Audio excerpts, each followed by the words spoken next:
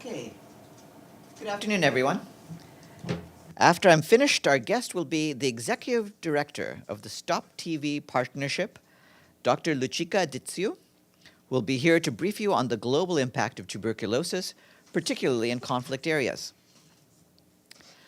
The Secretary-General opened the biannual meeting of the UN System Chief Executives Board in Nairobi. The meeting will conclude tomorrow afternoon, after which he will head to Burundi to take part in the 11th high-level meeting of the Regional Oversight Mechanism of the Peace, Security, and Cooperation Framework for the Democratic Republic of the Congo and the region. Early yesterday evening, the Secretary-General met with Kenyan President William Ruto at the State House. The Secretary-General and President Ruto discussed the peace and security situation in the region, including Sudan, the Eastern Democratic Republic of the Congo, Ethiopia, South Sudan, and Somalia. They also agreed on the need to reform the international financial systems. The Secretary-General thanked the President for Kenya's deep cooperation and warm welcome to the United Nations institutions based in Nairobi. Turning to Sudan, Undersecretary-General for Humanitarian Affairs Martin Griffiths has wrapped up his visit to Port Sudan. He is en route to Nairobi to continue discussions on practical solutions to the massive humanitarian challenges Sudan faces. On the humanitarian front, the World Health Organization has verified further attacks on healthcare in Sudan. So far, 28 incidents have been verified, leading to 8 deaths and 18 injuries among healthcare personnel. More reports are under verification. 17 of these attacks have affected healthcare facilities, including laboratories. The types of attacks included looting, obstruction of access to healthcare, violent attacks using weapons, and the forced occupation of facilities. The safety and sanctity of healthcare must be protected at all times, especially in situations of deadly violence when they are needed most. Meanwhile, we and our humanitarian partners are working to deliver assistance to those in need in Sudan wherever and whenever it is feasible to do so. On Wednesday, the World Food Programme resumed its life-saving operations. A first set of distributions is underway to reach 22,000 people in Gadaref State. The UN Population Fund continues to support vulnerable women and girls in Sudan. UNFPA partners are making sure that supplies for safe births and reproductive health needs, which had been distributed before this crisis, reach hospitals and functioning health facilities. Some 90 community midwives trained by UNFPA are helping pregnant women deliver safely, mainly at home in the capital, Khartoum. The International Organization for Migration says it has set up 6 warehouses across 5 states in Sudan. IOM has pre-positioned more than 10,000 core relief kits across the country. The agency is looking at options to set up additional supplies in and around Port Sudan. In a statement, IOM commended neighboring countries for keeping their borders open to those fleeing Sudan and calls for increased efforts to improve conditions at border points. Our humanitarian colleagues are telling us that more than 11,000 people have crossed into Ethiopia from Sudan as of the 3rd of May. Partners are providing emergency health services, drinking water, sleeping mats, high-energy biscuits, and transportation. In Chad, the UN Refugee Agency estimates that some 30,000 people have crossed the border from Sudan. UNHCR says they are being provided with food, water, health services, and other supplies. And in the Central African Republic, the humanitarian coordinator, Mohamed Agayoya, today traveled to Amdafok on the Sudanese border with UN agency heads and government officials. We're scaling up the humanitarian response there to meet the needs of some 9,700 people who have arrived from Sudan. The UN Humanitarian Air Service today has transported 4.6 tons of emergency cargo from the Central African capital, Bangui, to Berau, near Amdafok. The supplies from 5 UN agencies include medicine, water, and shelter supplies and other essential items. Turning to the Democratic Republic of the Congo, our peacekeeping mission, MONUSCO, received reports yesterday about the presence of members of the Codeco armed group in Blukwa, near Jugu, in the province of Ituri. They immediately dispatched a patrol to protect civilians. Later, in response to reports indicating that other members of Codeco were present in the same area, MONUSCO deployed a second patrol, forcing the armed group to withdraw. As part of their protection mandate, peacekeepers also conducted a joint assessment mission with the Congolese Defense Forces to Bambu, northwest of Bunia. This mission aimed to identify local security needs and concerns following tensions between Codeco and rival Zaire militia. In the same province, the mission also dispatched a patrol to Makayanga to gather information and help Congolese defense forces secure the area following clashes between the Mai Mai Kyandenga militia and a self-defense group.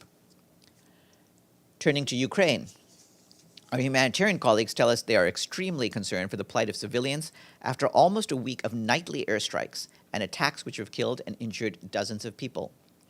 Critical infrastructure has also been destroyed, adding to the country's already dire humanitarian situation. The humanitarian coordinator ad interim, Matthew Hollingworth, expressed alarm on Twitter over the many casualties in Kherson yesterday when a train station and a supermarket were hit during the busiest hours of the day. In the east, a power plant was reportedly hit in a town close to the front line in the Donetsk region, cutting energy for around 100,000 customers and critical services such as hospitals and schools, according to the government of Ukraine. Our colleagues also warn about the humanitarian crisis in the area surrounding Marinka in the Donetsk region, where some 5,000 civilians, according to humanitarians on the ground, are enduring heavy ground fighting and hostilities that have escalated over the past 2 months. I have a note to read you on Honduras.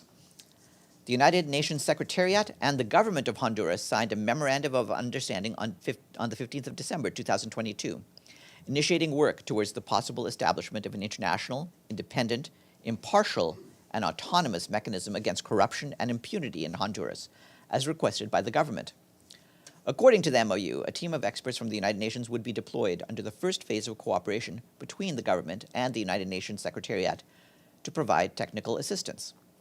On the 26th of April, the United Nations Secretariat received the government's approval of the terms of reference for the dispatch of the team of experts of the United Nations, a draft of which the Secretariat had shared with the government in January.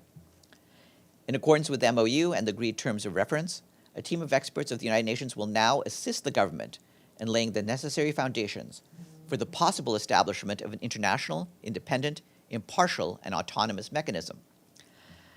The team of experts will provide technical assistance to assess national instruments, institutions' capacities, and legislation, and identify as well as support needed reforms for the possible establishment of the mechanism. In parallel to the work of the United Nations team of experts, the United Nations Secretariat and the government of Honduras will negotiate the terms of the bilateral agreement required for the establishment of a mechanism. The mechanism will only come into being when A, the bilateral agreement enters into force, B, the United Nations Secretariat and the government agree in writing on the existence of minimal legal guarantees and requirements for its operation, and C, an intergovernmental body of the United Nations has granted a mandate. At that point, and to guarantee its independence, impartiality, and autonomy, the mechanism's leadership would be appointed by the Secretary-General. The United Nations Secretariat remains committed to supporting Honduras in its efforts to fight impunity and strengthen rule of law institutions. The United Nations Special Envoy for Yemen, Hans Grunberg, concluded a visit to Aden yesterday, where he met with the president of the Presidential Leadership Council, Rashad Al-Alimi. Mr. Grunberg emphasized the importance of maintaining the momentum. He stressed that this can only be achieved through dialogue and political will and compromise on both sides for the benefit of the Yemeni people. This week, Mr. Grunberg also had engagements with the de facto authorities in Sana'a.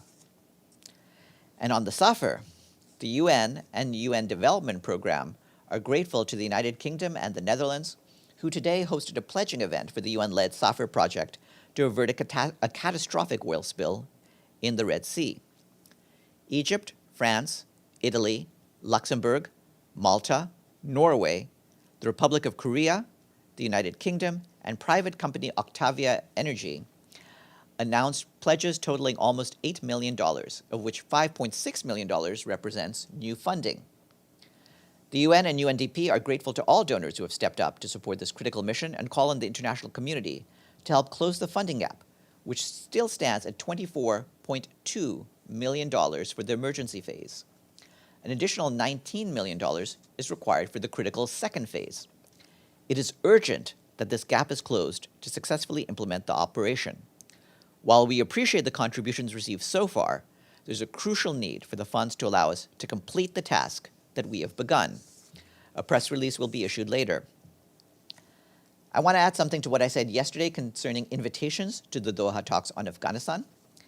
In sending out invitations, we needed to keep a regional balance, including donors and regional organizations, while keeping the meeting to a manageable number. There was also the factor of recent political involvement in terms of facilitation of political talks. I'd like to add that the European Union was present, representing 27 member states. It was not an issue about which member states had special envoys for Afghanistan. Bless you. We would like to say thank you to our friends in Guyana for paying their regular budget dues in full. This brings the number of fully paid up member states to 103. And tomorrow, our noon briefing guest will be our friend Maximo Torero, the Food and Agriculture Organization's chief economist, and he will brief you on the FAO's Food Price Index for April of 2023. And with that, let me turn the floor over to questions. Yes, Amelie.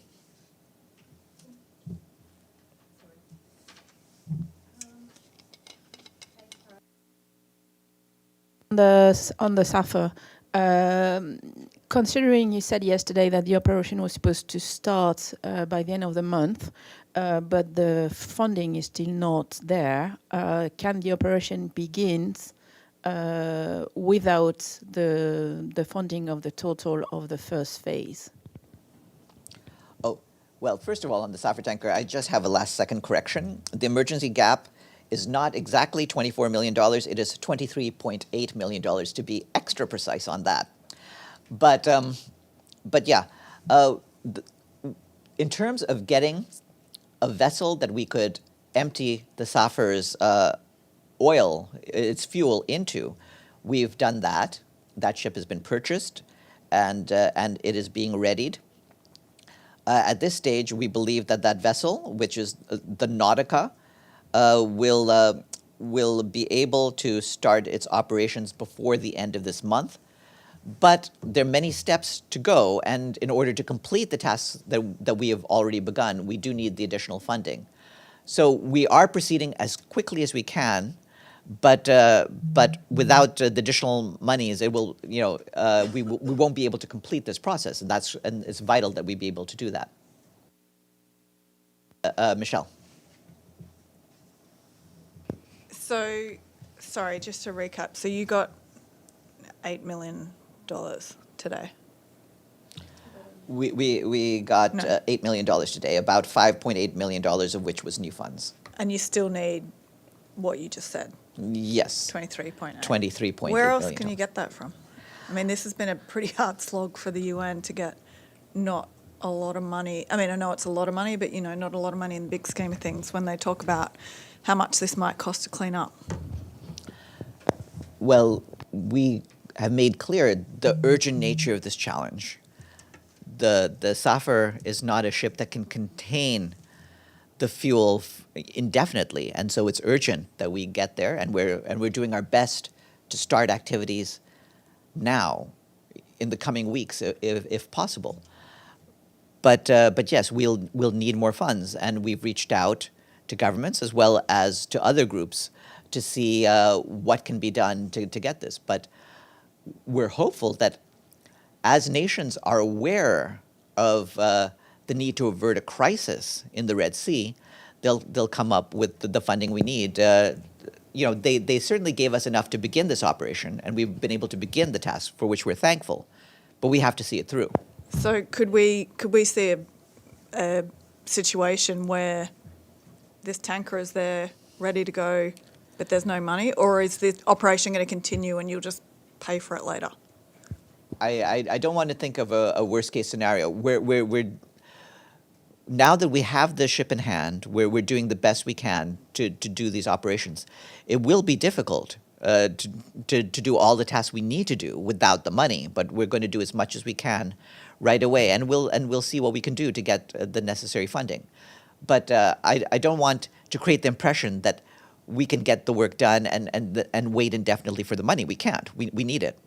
And then just a question on Afghanistan. Yes. Did you have a Wait, follow-up? hold on. I think, Amelie, do you have another SAFER tanker? Yeah, still Ask yours first, and then we'll go to the Afghanistan question. Sorry, but I mean, the operation, if I understand correctly, is the Dutch company going there, doing a first evaluation, preparing the SAFER for the transfer. Their ship is already on the way. The Nautica is already on the way. Yeah. So at some point, where could the money gap stop the operation? I mean, the two ships are going to be in the region in the next few weeks. Can they start actually the transfer of the oil without the money being collected? I think the technical details of what happens next are a little bit beyond the information that I have at hand. So we'll see whether there's anything further we can say about the nature of the process. Again, I don't want to speculate on what we would not be able to do. We're still trying to pursue all of our tasks and go full steam ahead, as it were. And the hope is that we'll secure the money that we need. It's clear that everyone concerned is aware of the urgency of the task ahead of us, and the needs and the needs should be a manageable amount if the will is there for countries and companies to provide the assistance and the financial support that we need. Now, we'll turn to your question on Afghanistan and then open the floor up to others. Thank you. Just a follow-up on the internal review that was going on, given the ban last month on Afghan women working for the UN, and the UN has kept everyone home until tomorrow. What's going to happen? At this stage, we're waiting for the review to be completed, and once that's happened, we'll be able to share what the results of that are. So I'm guessing tomorrow, because you were keeping everyone home until tomorrow. I guess Friday, Saturday's a weekend. Will UN staff be back at work on Sunday in Afghanistan? Again, I'd urge you to just have a little bit more patience until we get to the stage when the review is completed. As you're aware, the suspension of activities is to last until tomorrow, which, as you're aware, is a Friday and not a working day in Afghanistan. Journalists don't have patience, Farhan. Yes, Edie? So does that mean that we're not going to hear anything about the review tomorrow, and that it might come out over the weekend? We'll try to provide the information as quick as we get it. I don't know, honestly, when that will be. We're waiting for the results just like you are. And once we have them, we'll share them. And is there any follow-up on the possibility of any meetings regarding the Taliban following the Doha meeting, because the Secretary-General said he did want to chair another meeting? Yeah, there's nothing to announce on it just yet. He expressed our intentions for another meeting just a few days ago in Doha, and we'll see what the arrangements can be for that. Linda? Thank you, Farhan. Going back to Sudan, I gather that the AU has suspended Sudan from the organization at this juncture. I was just wondering how closely the AU and other regional groups are working with the United Nations in Sudan. We're working very closely, and as you know, not just at the envoy level, the Secretary-General, as you're aware, convened a meeting with our counterparts from the African Union, the European Union, the League of Arab States, and the Intergovernmental Authority on Development, and we're continuing to coordinate with each other as we move ahead. I was also thinking of in the field, if there's a presence, by various regional organizations in terms of working with the United Nations, perhaps in the delivery of humanitarian aid or that kind of thing. Well, humanitarian aid is a different field, but in terms of the diplomatic efforts, the coordination is being pursued, including through our mission on the ground, UNITAMS. Stefano, and then Gregory. Yes, Farhan. Again, on the Doha meeting on Afghanistan, thank you for your clarification. So my question is does the Secretary-General going to, next time, because he already announced that there will be another conference, meeting on Afghanistan, is going to meet, is going to invite other countries like Italy, for example, that in the last 20 years had invested a lot in in trying to, for the stabilization of Afghanistan. So is it going to? Well, at this stage, as I mentioned to Edie, the arrangements are still being worked out. So we'll see what the timing, the venue, and the invitees for that a further meeting will be. None of that is decided at this point. Okay, and I think it's related because you just said that you like to have that the European Union was present, representing 27 member states. I would like to know what the UN thinks, or the Secretary-General thinks, about what's happening just today. For example, the Italian foreign minister canceled today a trip today. He was going to meet the French foreign minister, and he canceled the trip today because another French minister said that that Prime Minister Giorgia Meloni is incapable of resolving the migration problems. Now, the reason why it's related to Afghanistan, I'll tell you why it is difficult to see all the countries represented by Europe, is because in this moment from Afghanistan, there is a lot of migrants coming. I would call them refugees more than migrants, but coming. So how, in your answer, when you say that Europe, but Europe was represented, does the Secretary-General really think that at the moment Europe, like we can see from the news today, has a common policy or can actually handle situations like migrants, including coming from Afghanistan, as a one? What does it think? Well, the answer to that is simply that that we work with different blocks on different issues. The issue of migration policy is a different issue from the issue of how we deal with the de facto authorities in Afghanistan, which is the issue that was coming up before us at Doha. Regarding your other question, though, we wouldn't have any comment on bilateral issues between those two countries. Gregory. Thank you very much, Farhan. Regarding the situation between the Comoros and the Mayotte Island, according to the UN resolution, the Comoros has the full sovereignty of the Mayotte Island.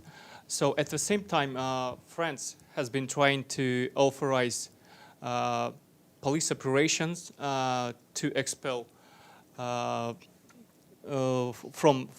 Mayotte people whom France considers as illegal Comoran migrants. At the same time, if which operation will be conducted, it will displace thousands of people. So will the Secretary react to this kind of situation? Thank you. I'll check up on that. Yes, Stefano. Yeah, I'm sorry, Farhan. I don't agree with you when you say that the migration issue was not related. Because if Afghanistan... Wait, Stefano, let me stop you right there. It's not a question of whether you agree or disagree with me. Meetings have different purposes, and there was a certain focus to this particular meeting. There are other meetings that are held on other topics. Now I will go on and go to our guest. Thanks.